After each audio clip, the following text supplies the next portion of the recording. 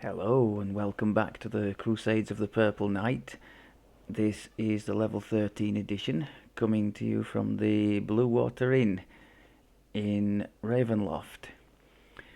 We did a number of quests successfully since the last episode. I did the other one in the marketplace, the other Dragonborn one, Black and Blue, level 10 quest. The two in the Ataraxia wilderness area, both level 10 quests. Everything in the desert sands, with the exception of the Chains of Flame, which is just a bit of a pain to ride all the way to, and then the quest itself can be quite laborious to get through. Although I will add that if you've never found the path to it before and never made your way through it, it does have quite a feeling of achievement to it. You know, once you get the hang of what you're doing in there. For me, it's just a bit of a long haul. Although it does mean that you can't do the pre-raid and the raid, of course, if you haven't completed the Chains of Flame. So there is that. So I did everything else, including the Whiz King, and we held up very well in there. I'd like to take a moment to thank you all for the comments in the on the recent episodes, with regard especially to the epic side of things that's coming up. Plenty of nice ideas there, food for thought. I definitely would like to do something different to Primal this time. Not because I don't think Primal would synergize well with our build. It would be great for it with the extra imbue dice, among other things. But the past two lives, the Aura Warlock and the Blight Caster Druid, both were sort of majorly in there. So I just would like to, because these series are kind of done in the spirit of discovery, aside from anything else, kind of pushing myself to discover new things and how different builds work, and so maybe I should extend that to the Epic Destinies, because there's been a tendency, well, for me personally, and maybe in the player base in general, to sort of stick with what they know, or what they know works best for X, Y, or Z build. And I'm sure there are some other decent ones out there to fit our build. One of you suggested a combination of Dreadnought, Fate Singer, and what was the third one? Oh, the Magus. Magus of the Eclipse, is it called? Which I have used very sparingly. So that would be a nice one to go into. My criteria for choosing them, I mean, imbue dice would be helpful but not essential. I know there are 3 in the primal, but you've got to be in the primal mantle for that. There are 3 in Draconic, but I'm not sure I fancy Draconic as being the best fit for us. Something else I really would like, obviously any caster tree will have boosts to spell DCs, but we want the enchant in particular. Speaking of which, I'm beginning to have trouble landing my hold monster on the Reapers. It's beginning to be found wanting, which is somewhat unfortunate. I could have there are a couple of things we can do further down the road to boost it higher. I'm not going to be taking Heighten, because we're going to be using Hold Monster Mass when it comes available. I think at level 17, is it? And that's the highest level spell we can cast anyway, a 9. So Heighten wouldn't do anything for that. But until then, we've got to make sure we keep our Where is it? Got to make sure we keep this thing going, because one of the tier 5s in this tree, that one there, the Night Strike, grants +2 to enchantment DCs and spell pen +4 for 30 seconds. So we just need to, well, I think I'm doing that anyway. I've been doing it more or less since we got this this cleave attack. Just keep throwing it in, because I know there's all sorts of stuff now related to it. Extra melee power on there, and what else is there? I know there's some other stuff. That's just a toggle.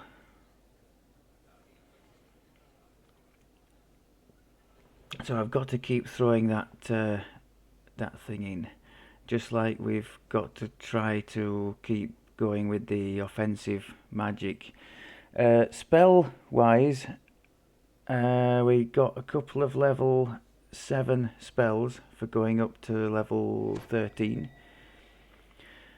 I could have chosen Delayed Blast Fireball, but my focus is definitely on the melee side of things, with the spells to support rather than the other way around. I'm not going to be looking to mass hold and blast fireball, because at that point we might as well have been a caster character rather than the melee.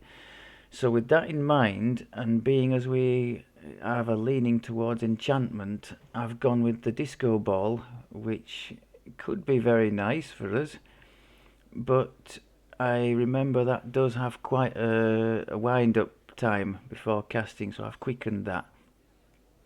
I thought maybe we could try the hold person mass, although I'm sure there's going to be a truckload of stuff that won't be affected by that, and there might just be more frustration than anything else. But equally, if I can find a group of things that are susceptible to it, it's going to be awesome if it does work. So look out for that one. That's the spell side. On the enhancements, as you know from the last one, I gave up basically almost everything else, especially the contents of the Harper tree, to throw everything into our Eldritch Knight tier 5s. And I've been slowly building back up in the Harper. So we've got the weapon enhancement +1 now, a bit more to our spell points, which won't go amiss. And because we already have intelligence to hit in the Eldritch Knight tree, I don't need that in the Harper tree, so we're taking 10 hit points instead. And then the next investment will be the know the angles, get that back on the go.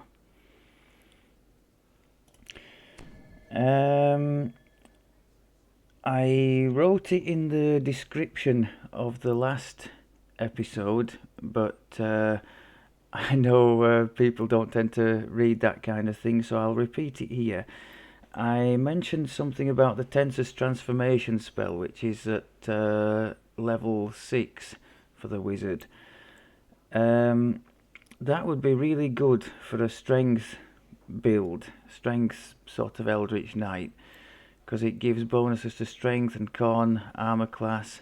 The problem for our build is it would decrease our DCs and spell pen, so it would be a disaster for what we're trying to do with the hold type spells, and also doubles the cooldowns of your spells, which if you were using spell-like abilities, that would be fine, because they're unaffected, I'm led to believe, by that kind of thing. But as we are not using spell-like abilities, I think it would be a real mistake of me to try and use that, so I'm not going to. Especially as we're going to be, well, at the moment we're relying on strength, because we don't have the intelligence to damage in the Harper tree. But further down the road it's going to be intelligence all the way, and Tensors is not going to help with that. So I'm going to ignore that option. In any case, we already have the cool looking transformation thing there based on the Tensors graphic. So I'm going to say we don't need it. I've been enjoying definitely the ability to swap over the different imbues as the situation requires. For example, I think it was called Purge the Fallen Shrine in the Sands. It's a quest full of fire creatures and mephits and things. Swapped onto the cold imbue, and suddenly we were doing 120, 150 imbue damage a shot. And something else I was noticing, these imbue, I was firmly of the opinion they can't crit like the Arcane Archer imbues. I didn't think they could ever crit, but for some reason I was seeing on occasion 300 damage. You know, the standard damage was like 100, 120, 140 with this cold thing against the fire creatures, and then all of a sudden it'd pop up with this 300, which suggests that they can do, extra damage on occasion. So I'm not sure if that's a crit or if there's a different system for these things or what. If somebody could chime in and explain it a bit to me, I would be grateful for that. But I definitely did notice in that quest there was quite some variation in the numbers. The standard thing was sort of between 100 and 150, and then there were these 300 popping up on occasion, which suggests that these can crit, which would be nice to know. And nice for us because we've got the energy criticals, so whichever one we're running, we have a minimum, I think, 22% to crit with. Yeah, so that would be really nice. Now, another thing one of you mentioned, you can see there my cold electric power is fairly crappy there, but there are so many things now. Now we've got the Eldritch Knight tier 5s, so many sort of temporary boosts and buffs that we can get to these spell powers. It doesn't really matter which one we choose of these, it's still doing decent damage. So picking the right one to suit the situation is just great, knowing there's no real weak link.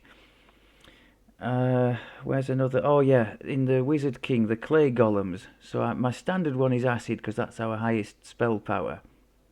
But as you likely know already, clay golems get healed by acid. So I switched it to flame instead for those. Just switch it immediately and job's a winner. Not like in the I ran a lot of acid warlock doing racial lives on my main character back in the day, and there you just had to switch the pact off and accept that you were only doing half damage for the duration of that fight. So clay golems were a bit of a nightmare, whereas here you can just switch to a different thing, do more or less full damage, and great. So I'm definitely liking that. Of course, you have to know what things are vulnerable to what, but by degrees you'll get to see when the purple numbers flash up. Like the scarecrows in the Ravenloft chain. Stick the fire on for them and see the purple numbers rack up. Or any trolls that you happen to face, fire or acid. So it's a really nice way of taking advantage of that. And something that the Arcane Archer definitely doesn't have, because if my memory serves, unless that's been revamped, you have to commit to a certain imbue, don't you? And you have to keep in that one as you go up the tree. You can't have this changing of toggles thing, and I think that's a shame because this makes it's just quite fun, quite engaging. You see a load of fire creatures, right? We'll whack on the cold. Happy days.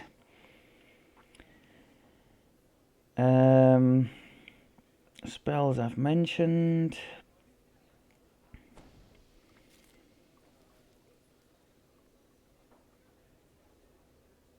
What's this I've written here? Do you know it'd help if I could read my own writing?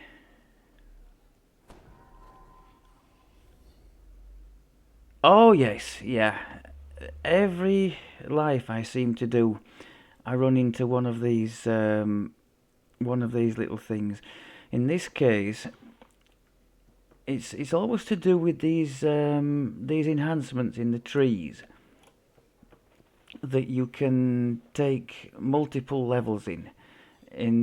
So that's one example. You see there 3 of 3.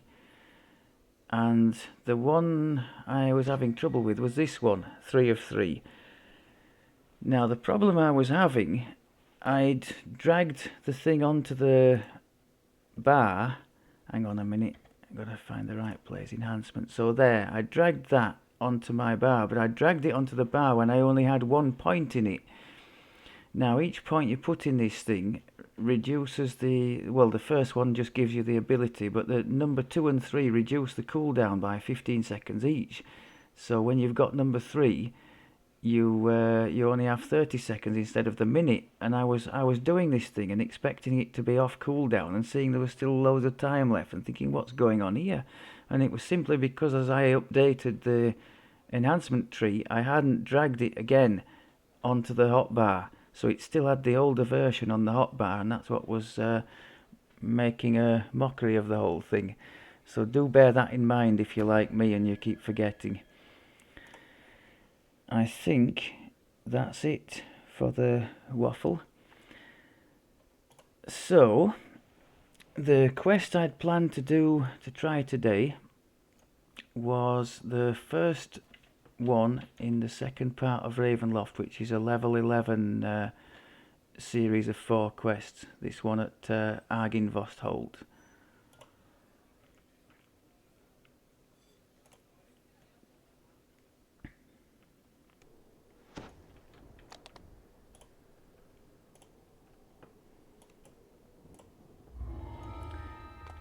I'd be interested to know what you folk think of the sort of teleport system here, as in it's the opposite to the Feywild. So basically, if you don't want to, or most people will just go straight to the quests and not see little or anything or nothing of the wilderness area. Whereas in the Feywild, you have to run up to most, if not all, the quests, apart from the one that's inside the hall itself. I can see both sides. I can see the convenience, especially for those people who have paid for potions and that kind of thing and don't want to waste them running through a wilderness. But I can also see, there's especially with the Feywild, which is such a nice area colour-wise, to be discovering that for the first time. I remember the first time I ran up to the what do you call it, the Bitterspine Palace, and you've got the Northern Lights thing going on there. That was just really awesome. I pressed the wrong key there. Spectacular fail.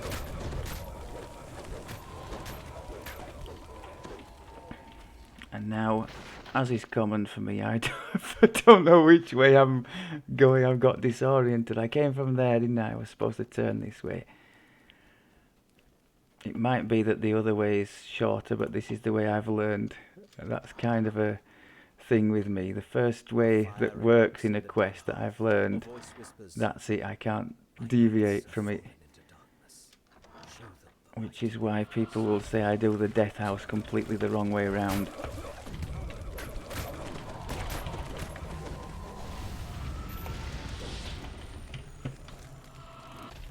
Nice one, nice one.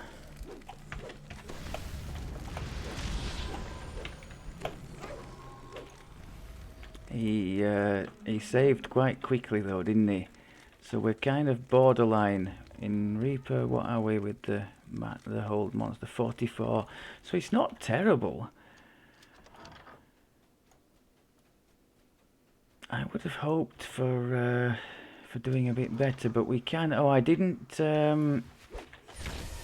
explain what we could do to make that 44 better. We have a reasonable intelligence on our gear. I think we've got +7 at the moment between normal and insightful. The gear, by the way, has not changed at all since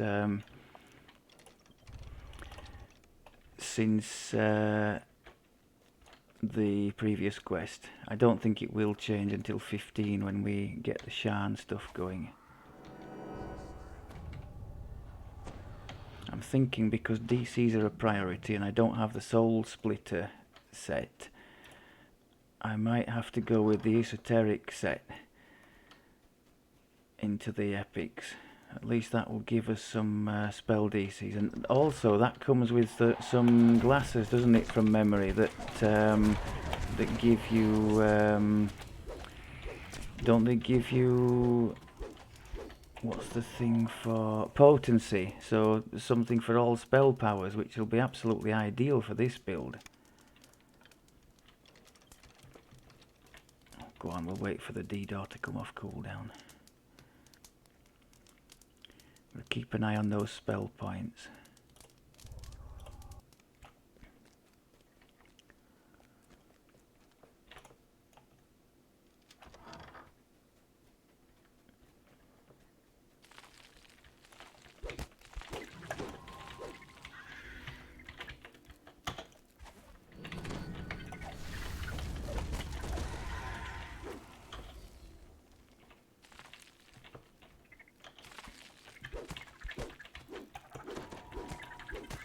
A Reaper in there? No, Creeper. I dread Reaper.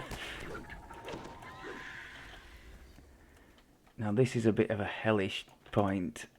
I really don't like it. Let's see what transpires here. Can we get them all to come here? That wasn't bad, was it?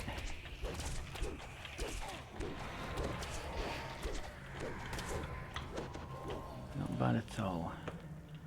Souls are always welcome.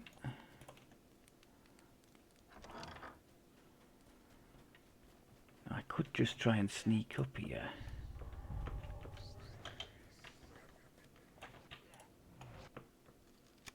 Yeah, I'll take that. Thank you.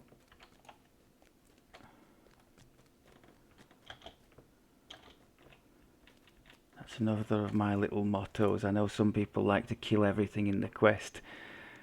My kind of motto is if you don't have to, or if you can bypass something, then just do it. Okay, do we have all our things going? No, we don't. So on that subject in here, I'll just try and kill the big thing, and once that's done, just get out of here. The Revenant shakes his head. Get the Radiant Shield on for a bit more defensive help. Offensive boosts.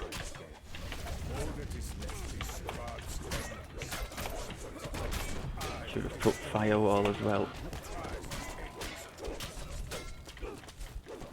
Nice, okay. Let's get the hell out of here. On the commander's body, you find a large silver key. Engraved on the key is the name Argynvost.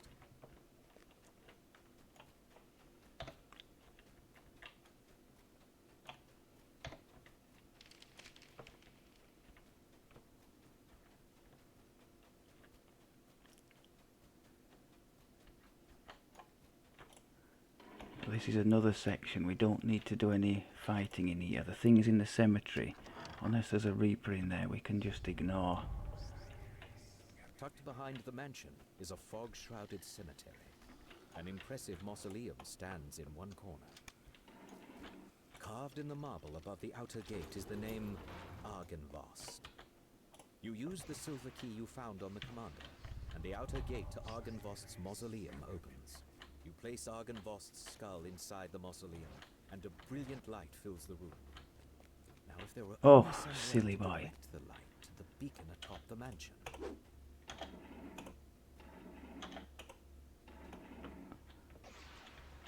Now don't get roasted by the laser. Is that all in order? Yes. Do we need a rest? No, I don't think we do. I think we're alright.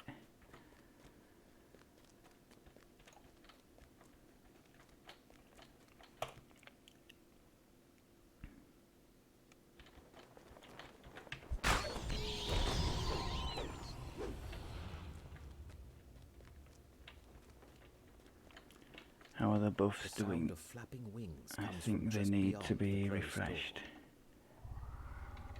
It's always death, aura, displacement, haste, and my little clickable thing to give me a bit more spell power. Your eye is drawn to the impressive Now, beacon that what are we going to dominates the do courtyard. against these? Suddenly, taloned creatures fly out from behind it. Can we swooping do down on anything? their Are prey. they going to come down?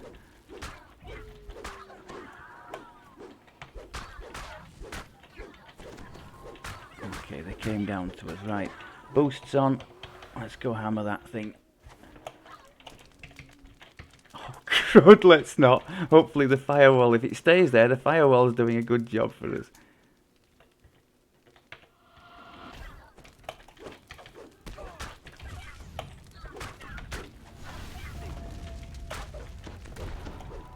Nice one.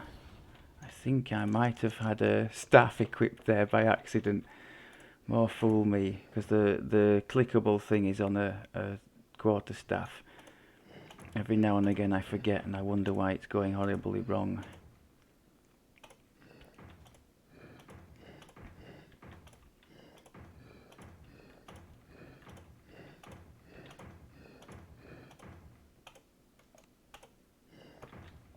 The beacon flashes with a brilliant Happy light that can be days. seen throughout the valley, and from somewhere a voice whispers, "I release the order from its vows."